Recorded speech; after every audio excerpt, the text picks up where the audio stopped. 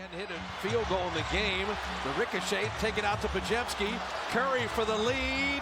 Got it! He's got 12 threes. He's got 48, and the Warriors are on top. Hello, everybody. Eric Apricot here. Steph Curry is having another all-star level season at age 37, and he made more history against Portland. Steph passed Michael Jordan for most 40-point games after 30 years old. Steph tied for 5th most threes made in a game by anyone. 9 players are tied at 12, but 4 of them are Steph Curry. Number 1 most threes by anybody in a loss. That's kind of an unfortunate record, but still cool. Number 1 most threes in a game by anybody 34 years old and older. Yes, 34 and older. Steph is 37 and 2/3 years old. Number 3 most points in a game for anyone his age. And while a lot of this came from Steph's usual magic, 8 of 11 on threes. Step back 3. Make it 9! there was a lot of teamwork. Trayce Jackson-Davis stepping up to set a screen for Steph. Trayce's big defender doesn't want to get too far away from the basket so that he can protect it. And Steph is all the way out here. It should be safe enough, right? Wrong. Similar play, a quick get action from Steph. Dribble handoff from Draymond. Draymond's big defender, Klingon, is dropped all the way back in the paint. Jeremy Grant fights his way around one side of the screen, so Draymond flips the screen and nails Grant a second time. Klingon continues to drop back, so Steph enjoys the luxurious feeling of freedom. So what happens if the big defender steps all the way up to contest Steph's shot? Quick dribble handoff from Draymond here. Jimmy Butler sets one screen, Draymond sets a second screen. Steph's man is caught up on Dre's screen, so Klingon has to decide, is Steph going to shoot another 3 in his face? And this time Klingon steps up. Steph, with a little hesitation, turns on the afterburners, turns the corner, and a nice leaning layup. The Warriors ran a certain action to force the big defender into this tough decision. They would start Steph in the paint, and he would run up to the top. This turns into an instant dribble handoff from Draymond.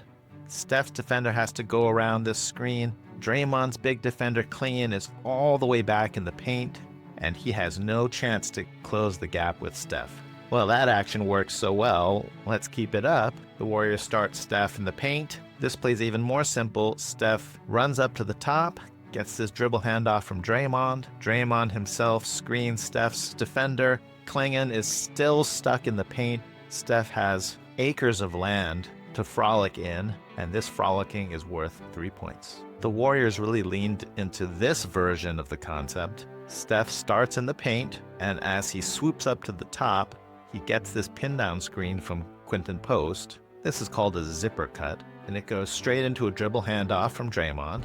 Klingon again has to decide whether to contest Steph or stay dropped back. Klingon does a decent job staying with him. Play settled, right? Wrong. Steph is going to exit this side, and he's going to need a screen from Post. And Post is game. He first steps right up to Avdia while Steph goes around. Steph's defender is still trailing, so hey, why not get 2 for the price of 1? Quinton moves over and screens Grant as well. Kabang. I think Quinton is going to screen this photographer next, and then maybe this guy selling beer up in the 10th row. So Avdia has to switch fast onto Steph, and he's just one step too slow. Quick trigger, quick 3.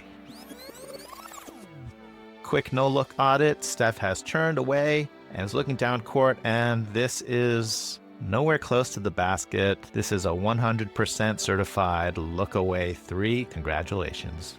Okay, Steph lined up near the paint. Quinton Post is teeing up his back screen. And if it's just like last play, Steph is going to zipper up to the top and swoop around and get this dribble handoff from Draymond, right? Well, Kamara knows that's what Steph did last time. So he's doing everything he can to stop Steph from making this zipper cut. So Steph waves at Buddy Hield to clear out of his space. The second that Buddy's defender turns his head, Steph suddenly goes back door. Beautiful cut, and he gets the foul. This is my favorite version of the zipper concept. Steph starts in the paint, pin down screen from Quinton Post, but instead of coming this way to get the handoff from Draymond, Steph peels the other way and gets this instant bone-crushing screen. Steph springs free, and it'd be easy to miss that Draymond is swooping in here to set a second sneak attack screen, which is totally unnecessary in this play. However, a couple of minutes later, Quinton Post getting ready to set pin down for Steph. This is the ambush version of the zipper. Podziemski steps up to set the screen for Steph. It's hard to beat an NBA defense the same way twice. Last time Steph sprung free to the wing and had an open three. This defender is going to jump out and switch. They actually turned this into some Shining Twins trap action, play with us forever and ever. And while they're busy haunting Steph, Draymond sneaks in with the second ambush pick, and Podziemski sneaks off on the roll. Klingon, you may remember, has a difficult decision to make. Does he step all the way up here to contest Steph, or does he stay dropped back to protect the rim? How many roads must a man walk down? Should he really be dancing at the Pink Pony Club? So many questions, and so he lets Brandon Podziemski walk straight to the basket. Steph turns the corner just enough to get the tiniest passing window, which somehow miraculously sneaks through the two closing defenders. It is kind of funny that there are three open Warriors and the one defender on the perimeter is staying next to Steph. That's the way it should be. No one ever got fired for guarding Steph Curry. Podge throws it to Buddy, who gets a super open three-pointer. Now it's time for something completely the same. Moses Moody is here to set this pin down for Steph. Draymond swoops it over to Steph, who's going to get an instant screen from Jimmy Butler.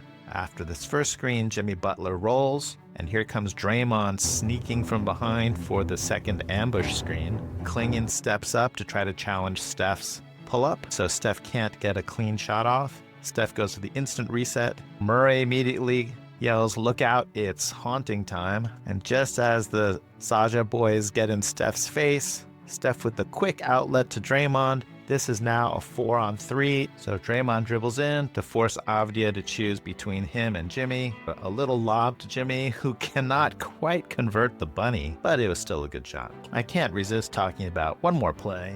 So now Avdia Steph has the matchup he likes, and he drives in on Steph. And Steph is stronger than he looks, and he does a great job stripping the ball from Avdia. Quick counterattack. Draymond is going to signal to tell Quinton Post to set this pin and screen for Steph. Steph swishes this bomb of a shot. So let's wrap up with our traditional celebration audit. Ball is still in flight, and the winner of the premature celebration contest is a tie between Buddy Hield and Seth Curry. We don't count Trace, he was already standing. But Seth loses his early mover advantage to Pat Spencer.